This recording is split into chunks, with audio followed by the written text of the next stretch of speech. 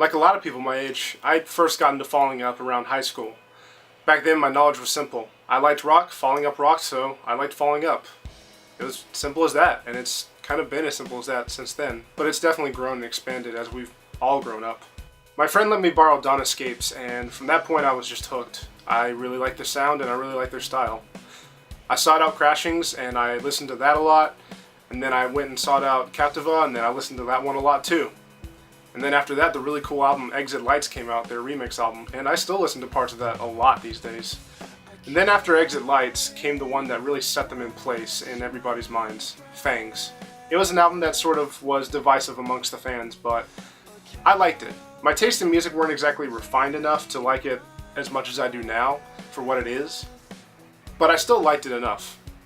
When I heard for the first time that Falling Up was going to retire back then, I was sad. I liked them and I wanted to hear more of their stuff, but what could I do?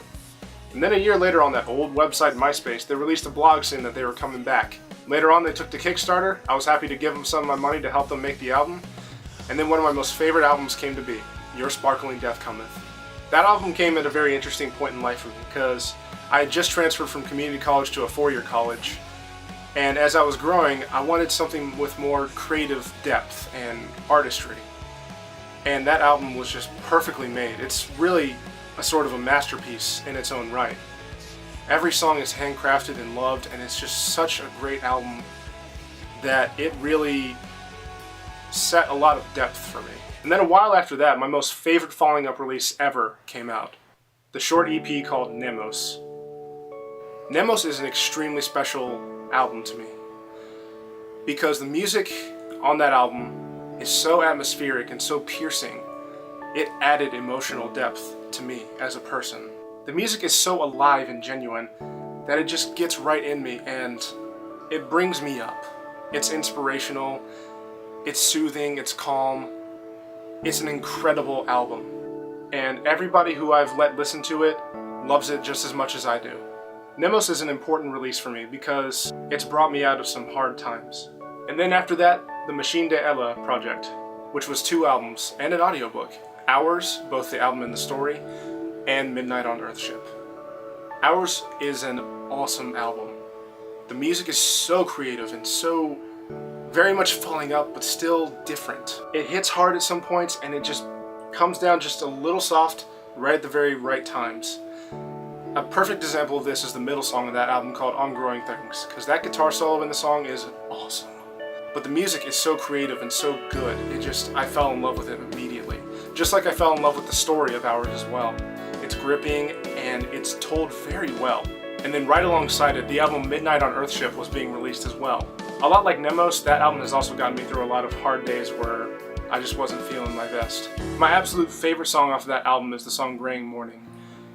It's simplistic, but it just feels extremely genuine. It feels like it's coming from the heart. And I know that phrase tends to get thrown around a lot, but that album and that song really feels like something driven by a yearning from the heart and from the soul. It truly is an inspirational album, and it has a lot more depth than a lot of the Christian music I've listened to over the years. And then after that came the Christmas album, Silver City. I love Christmas music, and I love Falling Up, so when I heard that they were going to do that, I think my head exploded just a little bit. Silver City is a Christmas album that you can listen to any time of the year, and I'm not exaggerating. The music is creative enough to be able to sustain it throughout the year. And there's even some original pieces by Falling Up on there, which helps sustain it throughout the year as well. It's an incredibly good Christmas album, and it just shows again how much creative depth that Falling Up has. So what does Falling Up mean to me? Well, if you haven't guessed it yet, a lot. They've given me a lot of emotional depth through their music. The music has supported me on the days that I don't feel my best, the days that are hard, the days that I feel downright sad.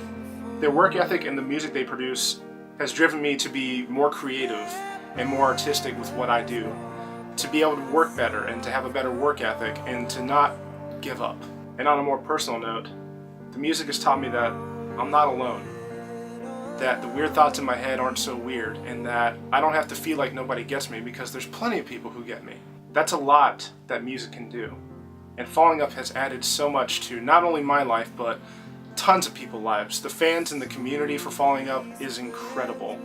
Their music has been able to get me through the hard times on some days, and to be able to headbang with joy on other days. When I heard for the second time that Falling Up really was going to retire, at least the name, I was really sad. You'd think I'd be used to it, but no. I was already having a bad day when they announced it, and that certainly didn't add to it. But ever since then, I've seen that this is a great time for Falling Up to finally retire the name. They've really added to their repertoire. They've grown as far as people and as far as music, being able to understand how they relate to the music and how their faith relates to the music. And they've done so many good things for the fans and for the community. They've helped us grow along with them, and that's important. Because music and people shouldn't stagnate. We should all grow. They've also showed us just how important it is for any creative force to have a big heart for the fans and the community, because like I've said, they've done so much for us. They're really kind people, and I've been able to experience it secondhand. They've assured us that the music will live on through another name, but my time with Falling Up is very special. It's irreplaceable, and I wouldn't trade it for anything in the world. I'm incredibly thankful for everything they've done for us. So goodbye, Falling Up. I'm ready for one last incredible burst of flames to light up the night sky. And thanks for teaching me that I'm golden, that I've always been enough.